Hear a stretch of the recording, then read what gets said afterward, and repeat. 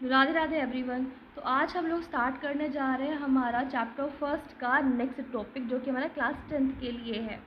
इसमें हम लोग क्या देखने जा रहे हैं बेटा, टाइप ऑफ केमिकल रिएक्शन की केमिकल रिएक्शन कितने टाइप की है। सबसे पहले आप यहाँ पे एक चीज़ समझो बेटा, जैसे मैंने यहाँ पे लिखा NaCl और मैंने इसको पानी में डिज़ोल्व किया, व्हाट आई सी, मैं देखूँगी कि मुझे मिला Na पॉजिटिव और Cl नेगेटिव। तो ये क्या हुआ, ये कंपाउंड था जो क्या हुआ, आयंस में ब्रेक डाउन हो गया। अब आप ऐसे ही एक दूसरी केमिकल रिएक्शन देखो, यहाँ पर क्या है बेटा कि हाइड्रोजन था, उसने रिएक्ट किया ऑक्सीजन से, तो वी गोट H2O। ये एक अलग टाइप की केमिकल रिएक्शन हो गई। इसमें भी क्या है, इसमें दो अलग अलग हमारे एलिमेंट्स हैं जिनसे एक क्या बन रहा है, हमारा कंपाउंड बन रहा है। उसके अलावा यहाँ पे देखो ZnCl प्लस NaSO4, तो क्या हुआ, ZnSO4 NaCl। क्या हुआ इसमें, ये जो SO4 था ना बेटा, ये Zn के साथ आ गया। तो यहाँ पे क्या हुआ है कि दो कंपाउंड हैं और दो कंपाउंड ने अदला बदली करके दो नए कंपाउंड बनाए हैं। एक रिएक्शन होगी इस टाइप की। तो हम लोग क्या देख रहे हैं, हम लोग देख रहे हैं कि कोई रिएक्शन तो ऐसी है जिसमें क्या हो रहा है, कॉम्बिनेशन हो रहा है, जो एलिमेंट्स हैं वो जुड़ जा रहे हैं। कोई ऐसी रिएक्शन है जिसमें जो आपके कंपाउंड्स हैं वो आयन से ब्रेक डाउन हो जा रहे हैं। कोई ऐसी है जिसमें डिस्प्लेसमेंट हो जा रहा है ना भाई, जो आयंस हैं वो अपने मतलब कुछ ऐसे कंपाउंड्स हैं जो अपने आयंस एक्सचेंज कर ले रहे हैं। तो इस तरीके से हमारी जो केमिकल रिएक्शन होती हैं वो काफ़ी टाइप की होती हैं। वन बाय वन हम लोग इसमें उनके बारे में स्टडी करेंगे। I hope you understand. कोई डाउट है तो प्लीज़ कमेंट सेक्शन में मुझे लिख दीजिएगा। तो ये हमारा है, पहली रिएक्शन होती है हमारी कॉम्बिनेशन रिएक्शन, दूसरी होती है हमारी डिस्प्लेसमेंट रिएक्शन, तीसरी होती है हमारी सिंगल डिस्प्लेसमेंट, चौथी होती है डबल डिस्प्लेसमेंट, फिर आती है हमारी रिडक्स, फिर आती है आपकी एंडोथर्मिक, फिर आती है एक्सोथर्मिक और फिर आती है प्रेसिपिटेशन रिएक्शन। अब हम इनके बारे में डिटेल में समझेंगे।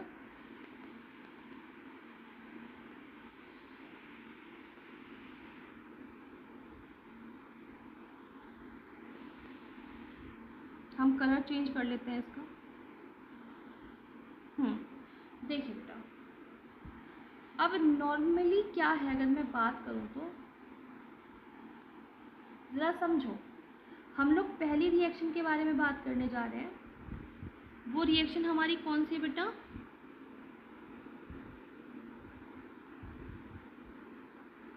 Combination reaction.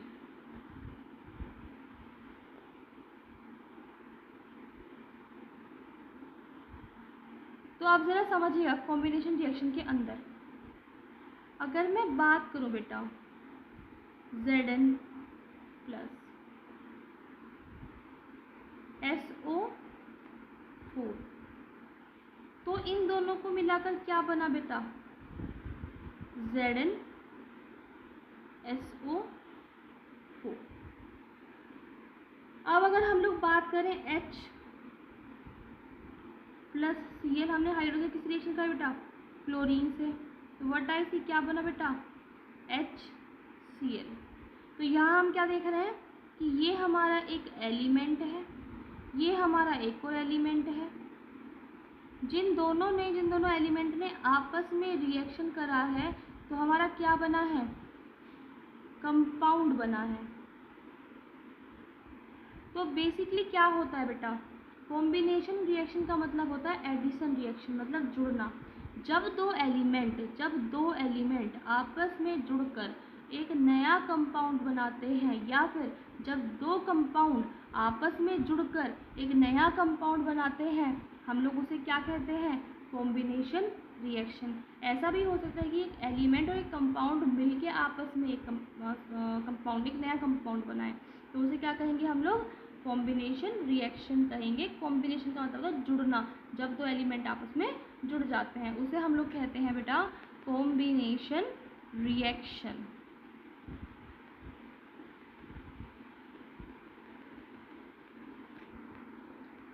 चलो बेटा बात करते हैं। In this type of reaction two or more, पहले एक मिनट में कलर चेंज कर लेते पेन का। देखो कॉम्बिनेशन रिएक्शन में क्या कह रहा है, in this type of reaction two or more element, या फिर हो सकता है टू और मोर कंपाउंड्स आपस में कंबाइन हो जाएं एक सिंगल प्रोडक्ट देने के, मतलब या तो टू या फिर टू से ज़्यादा एलिमेंट्स आपस में कंबाइन होंगे ताकि वो एक सिंगल प्रोडक्ट दे सकें, या फिर टू और टू से ज़्यादा जो कंपाउंड्स हैं वो कंबाइन होंगे, या टू और टू से ज़्यादा एलिमेंट्स कंबाइन होंगे, या फिर टू या टू से ज़्यादा कंपाउंड्स कंबाइन होंगे। ऐसा भी हो सकता है कि एक एलिमेंट और एक कंपाउंड कंबाइन हो जाए और ये क्या बनाएंगे, एक सिंगल प्रोडक्ट बनाएंगे। जैसे कि मैंने आपको बताया, देखो H2 + Cl2 दो अलग अलग क्या हैं, एलिमेंट हैं, और इन एलिमेंट ने आपस में क्या बनाया बेटा, इनने आपस में बनाया एक compound. I hope you understand. अब हम लोग आगे चलते हैं। अब हम लोग क्या देखें बेटा, डीकॉम्बिनेशन रिएक्शन। डीकम्पोजिशन है बेटा ये,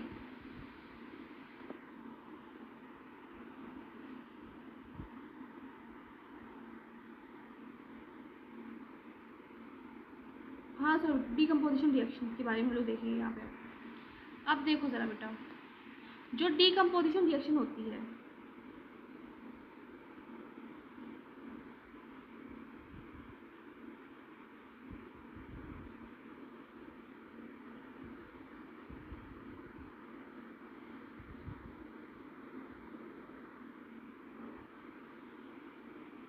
डीकम्पोजिशन रिएक्शन बेटा क्या होता है, डीकम्पोजिशन का मतलब क्या होता है पहले समझो जरा यहाँ पे। डीकम्पोजिशन का मतलब होता है बेटा टूटना। क्या मतलब होता है डीकम्पोजिशन का मतलब, टूटना। जैसे कि मैंने यहाँ पर लिया था बेटा NaCl और मैंने इसे वाटर में डिज़ोल्व करा, तो मैंने क्या देखा कि किस में टूटा, ये टूटा Na पॉजिटिव में और Cl नेगेटिव में। तो वो कंपाउंड्स जिनका वाटर में डिज़ोल्व करने पर या जिनको हीट करने पर या जिनमें क्या होता है इलेक्ट्रिसिटी पास करने पर, यानी कि इलेक्ट्रोलाइसिस कराने पर वो आयंस में या एलिमेंट्स में ब्रेक डाउन हो जाएं, उन्हें हम लोग बोलते हैं decomposition reaction. Is it clear?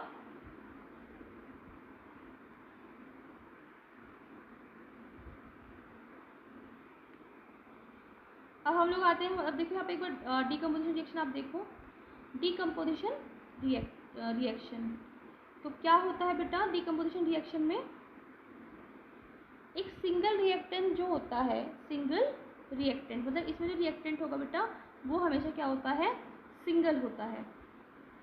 Okay बेटा, तो क्या होगा कि एक सिंगल रिएक्टेंट जब हमारा क्या होता है डीकम्पोज हो जाता है, जब आप उस पर हीट देते हो या लाइट देते हो या फिर इलेक्ट्रिसिटी देते हो, दो या दो से ज़्यादा प्रोडक्ट में, तो उसे आप क्या बोलते हो, डीकम्पोजिशन रिएक्शन बोलते हो। ज़रा समझना इस वाली लाइन को कि इस वाली लाइन का क्या मतलब है। यहाँ पर आप देखो बेटा, सुनो बात सिंपली ऐसी है। देखो बेटा, यहाँ मैंने आपको बोला था कि NaCl है,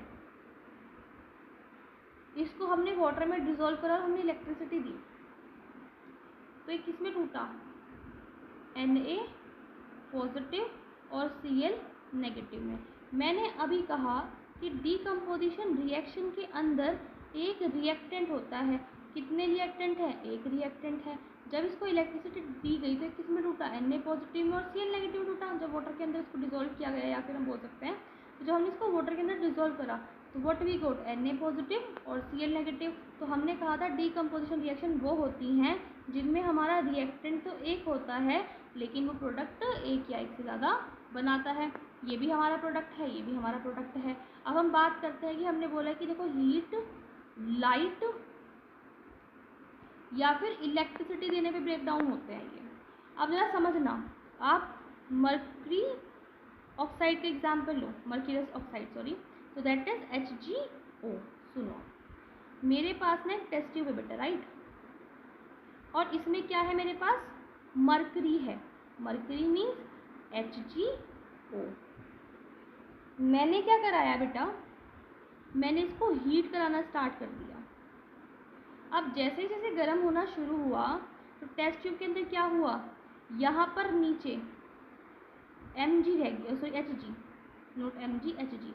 यहाँ नीचे क्या रह गई, मरकरी, और ऊपर क्या आ गई हमारी, ऑक्सीजन। नीचे हमारी क्या रह गई, मरकरी से। तो क्या हुआ यहाँ पे हम लोग क्या देख रहे हैं कि जब हमने मर्क्यूरियस ऑक्साइड को हमने गर्म किया, हीट किया, तो पहले HgO था, लेकिन जैसे ही हमने इसको हीट करना शुरू किया, मतलब हीट करने से पहले HgO था, लेकिन जैसे ही हमने इसको हीट करना स्टार्ट किया तो क्या हुआ, हमें मरकरी मिली यानी कि Hg, और ऑक्सीजन हमें अलग मिला। तो हम लोगों ने क्या देखा, हीट करने पर जो हमारे कंपाउंड्स होते हैं वो किस में ब्रेक डाउन हो जाते हैं, एलिमेंट्स में ब्रेक डाउन हो जाते हैं। तो इन्हें हम लोग क्या कहते हैं, डीकम्पोजिशन, यानी कि टूटना।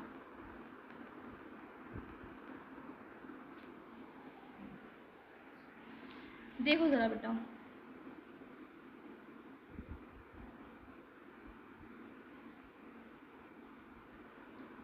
HgO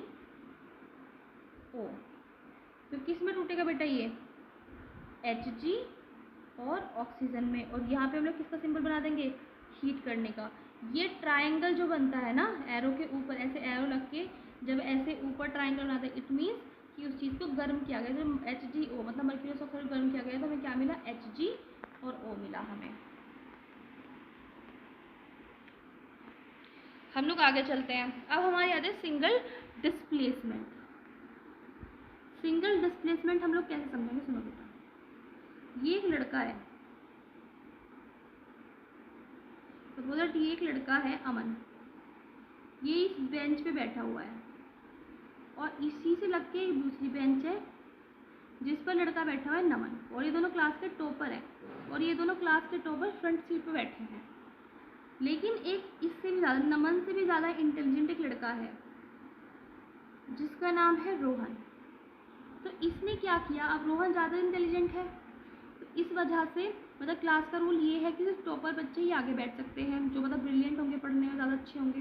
तो यहाँ पे रोहन क्या है, इससे ज़्यादा अच्छा है, तो ये इसको हटा के इस सीट से खुद यहाँ पर आके बैठ जाएगा। तो क्या हो जाएगा इन दोनों सीटों पे, यहाँ पे अमन आ जाएगा और यहाँ पर रोहन आ जाएगा। तो रोहन ने इस लड़के को क्या कर दिया, डिस्प्लेस कर दिया, क्योंकि वो ज़्यादा पढ़ने वाला था। तो कुछ इस तरीके से ही समझना। जरा आ जाओ अपनी सिंगल डिस्प्लेसमेंट रिएक्शन पे।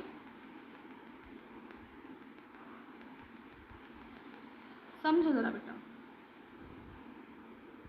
क्या होगा यहाँ पे, सुनो।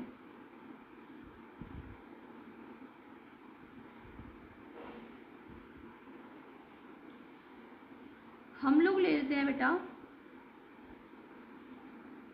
Zn plus H2SO4। अब नॉर्मली क्या होता है बेटा कि जो हाइड्रोजन जो होता है वो Zn से कम रिएक्टिव होता है।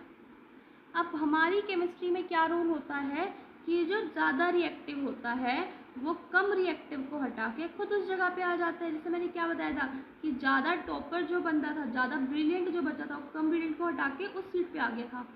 ऐसे ही क्या होगा कि जो ज़्यादा रिएक्टिव होगा वो कम रिएक्टिव को हटा देगा और खुद वहाँ आ जाएगा। इट मीन्स क्या हो जाएगा, ZnSO4 और प्लस हमारा क्या होगा, 2H हो जाएगा। हमारी एक सीरीज़ होती है जिसे हम बोलते हैं इलेक्ट्रोकेमिकल सीरीज़। उसमें ना आप देख लेना जो एलिमेंट्स होती हैं उनको रेडियो एक्टिविटी रिएक्टिविटी के अकॉर्डिंग रखा हुआ है कि जो ज़्यादा रिएक्टिव है, जो कम रिएक्टिव है, जो उससे कम रिएक्टिव है, तो उसके अकॉर्डिंग आपको इलेक्ट्रोकेमिकल सीरीज़ में मिल जाएगा। तो नॉर्मली Zn होता है वो H2 से ज़्यादा रिएक्टिव होता है, उसको डिस्प्लेस कर देता है। तो डिस्प्लेसमेंट का मतलब क्या होता है, हटा देना, किसी को हटाकर खुद वहाँ पर आ जाना। यहाँ पे Zn क्या करेगा, H2 को हटाएगा और खुद वहाँ पर आ जाएगा। तो एक ही डिस्प्लेसमेंट हुआ है, इसलिए इसे हम बोलते हैं सिंगल डिस्प्लेसमेंट रिएक्शन।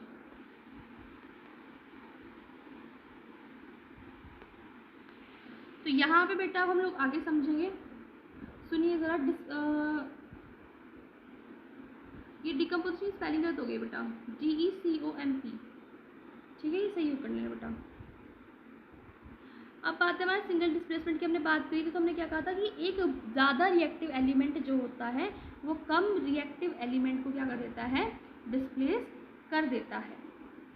जैसे ZnCuSO4 है तो Cu क्या है बेटा, Cu Zn से कम रिएक्टिव है, तो Zn ने क्या किया, Cu को डिस्प्लेस कर दिया। ऐसे दूसरी रिएक्शन में है जो Cu + 2AgNO3 होता है। अब Ag जो होता है Cu से कम रिएक्टिव होता है, इसलिए क्या कर देता है, Cu Ag को डिस्प्लेस कर देता है, खुद वहाँ पे आ जाता है, सिंगल डिस्प्लेसमेंट रिएक्शन होती है। अब हमारी आएंगी बेटा डबल डिस्प्लेसमेंट रिएक्शन।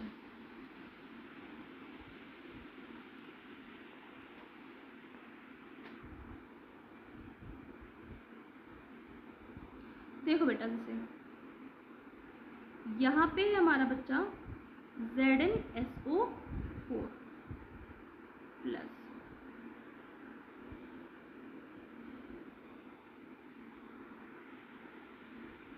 NaCl। अब सुनना बेटा, जो Zn है वो इस Cl के साथ आ गया, ठीक है, और जो Na है वो किसके साथ आ गया, SO4 के साथ आ गया। मतलब क्या हुआ कि Zn ने Na को डिस्प्लेस करा और Na ने Zn को डिस्प्लेस करा, तो कितने डिस्प्लेसमेंट हुए, 2 डिस्प्लेसमेंट हुए, इसलिए क्या हुआ, डबल डिस्प्लेसमेंट हुआ। तो Zn ने क्या किया, Na को हटाया, तो क्या आ गया बेटा ZnCl, और जो आपका मतलब Na है उसने किसको हटाया, Zn को हटाया, तो क्या आ गया बेटा यहाँ पे NaSO4। तो इस तरीके से क्या हुआ कि 2 डिस्प्लेसमेंट हुए, और जहाँ बेटा 2 डिस्प्लेसमेंट होते हैं उसे हम क्या बोलते हैं, डबल डिस्प्लेसमेंट रिएक्शन बोलते हैं।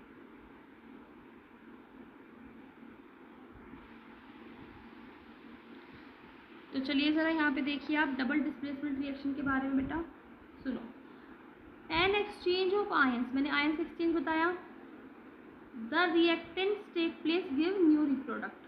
तो जो आपके रिएक्टेंट्स होते हैं वो क्या देते हैं बेटा, न्यू प्रोडक्ट देते हैं। सुनो, Al2SO4 का होल ट्वाइस, 3CaOH का होल ट्वाइस, तो 2AlOH का होल ट्वाइस प्लस CaSO4, ठीक है। अब सुनो यहाँ पे क्या हुआ, ये हमारा Al2SO4 है, SO4 यहाँ पे क्या है बेटा, आयन है, और 3CaOH के होल ट्वाइस में